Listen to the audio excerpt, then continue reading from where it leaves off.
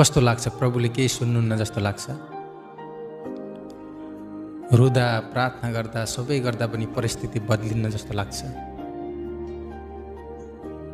कसमाथि विश्वास गर्दैछौ? प्रभुले भन्नुहुन्छ तिम्रो लागि मैले तिम्रो आँसु देखेको छु।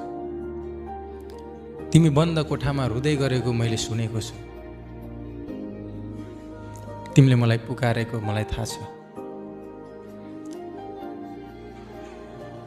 तिमीले मेरो निम्ति गरेको सङ्घर्ष मलाई थाहा छ।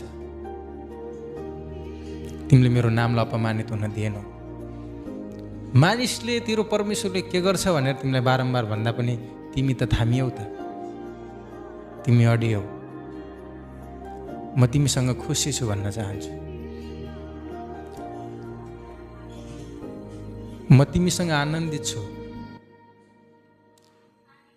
छोरी, ए मेरो छोरा, म भन्न चाहन्छु हरेक कुराको समय छ। अब हाँस्ने समय आउँदैछ। अब फसल काट्ने समय आउँदैछ। अब हर्षको समय आउँदैछ। तिम्रो इनामको समय आउँदैछ। आजसम्म विश्वास गर्यौ, अब विश्वास गर अनि स्थिर बस। जसले तिम्रो विरुद्ध योजना बनाएका छन् तिनीहरू तिम्रो अगाडि ढल्नेछन्।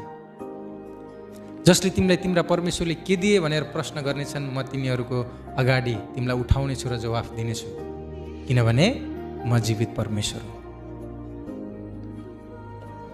मलाई हेर जसरी आजसम्म हेरेकी छौ। मेरो वचनमाथि विश्वास गर जसरी आजसम्म गरेकी छौ। अब तिम्रो जीवन बदलिँदैछ।